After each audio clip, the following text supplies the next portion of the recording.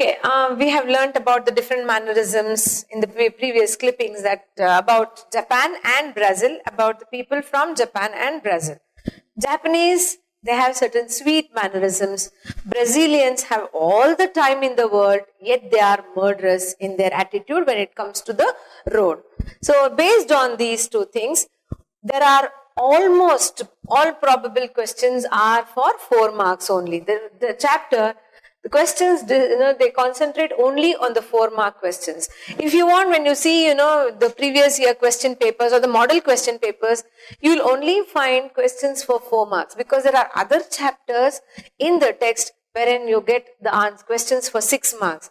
Say, for example, the voter and all those things are for the 6-mark questions. So, all possible 4-mark questions I have just jotted down here on the board.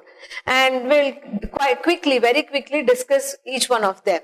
One question could be on people of Brazil or both leisurely and speed loving. How is it explained? So you'll have to write down all those things that you know about the people of Brazil, about the Brazilians.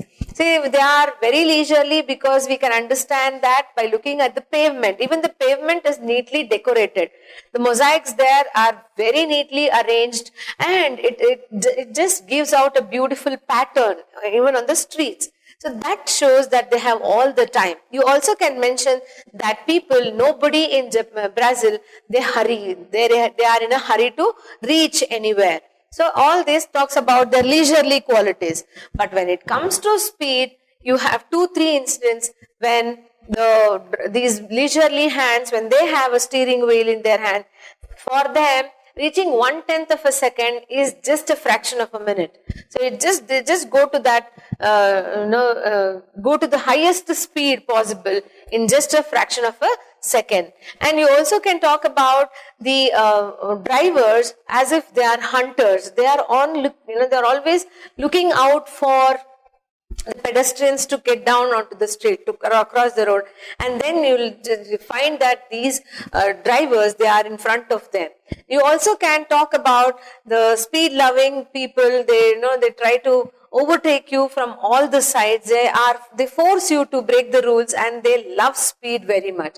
So anything that you know about Brazil, whatever is given in your lesson, that if you write for this one, it is sufficient. Moving on to the next one. Boeing is a quainter. Quainter means something unusual.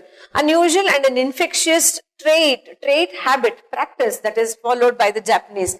Explain this. How it is unusual, how it is infectious, that you will have to write.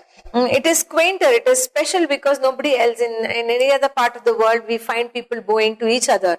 They have the different style of bowing, and it is infectious because one person bows to the other and the other one has to reply back by bowing.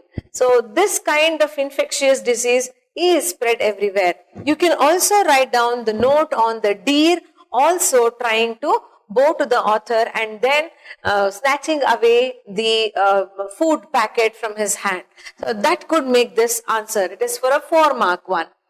Bowing gentlemen, the next question. Bowing gentlemen change into savages. How is it? So you'll have to write down the last part of it.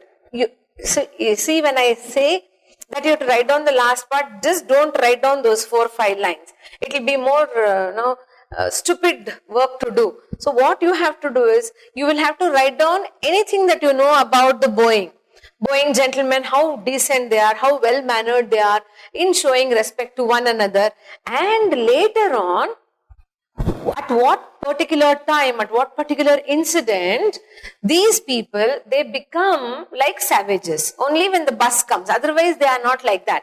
So only when there is a bus, they are in a hurry to get into the bus. Only at that point, these gentlemen, they are changed into savages. So if you mention that much, that will be sufficient. The next question, probable question is, bring out the humor in Japanese mannerisms of bowing. So you'll have to talk about many things, talk about the hierarchy in bowing, the duration of bowing, and who bows to whom is also matter of thought.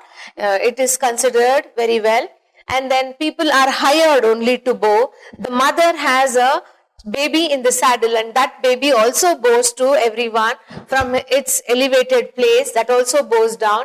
And humorous things, okay, the conductors bowing to each other, and also the deer bowing. All these things, there are different points, one after the other. You just make a note of all these things. See, the notes that we have given to you and that was written on the board, I think that will be very helpful to you. You just make a note of it, read it as it is. Doesn't mean that you'll have to skip your text. Please, students, if at all you think English could be understood minus the textbook, then you are at wrong. You can never ever skip your textbook. So for all good reasons, read your text at least 2 times before the examination. At least twice you should have read the lesson. You must be thorough with it. See, now we speak without the text in our hand. So that should be the mentality. You must be thorough with your lessons. Only then, if you jot down these points, one after the other, you get the points in your mind. So these points, as I told you, about the mannerisms of bowing, you will have to write down for this. The last question. The drivers in Brazil are on the lookout for pedestrians all the time, because they love speed. They love to trouble the pedestrians, but of course in a good sense. They feel, probably the Brazilians feel, that if there are no pedestrians at all, their driving could be very lazy, very lethargic and uninteresting. So they want the pedestrians to be there only to show how good skilled they are in their driving, how capable they are in controlling their vehicle. So why do they always look out for the pedestrians? That also you will be writing. So this question, you can take the points from anywhere from the Brazil portion of the lesson. Anything that you write here, it will be sufficient. So these are probable 4-mark questions. As I told you, only 4-mark questions from this lesson. Remember again, I always stress upon 2 things. Let your handwriting be more legible, and let your answer be to the point. Let it be to the point. Of course, it has to contain the words from the text. And remember, whenever you finish your answer, what are you supposed to do? Yeah, tell me what you're supposed to do. You have to underline the words that you have taken from the text. That will be giving a very good picture of the student to us through the answer paper. I hope this lesson is very easy to understand and very easy to write. Okay, good luck.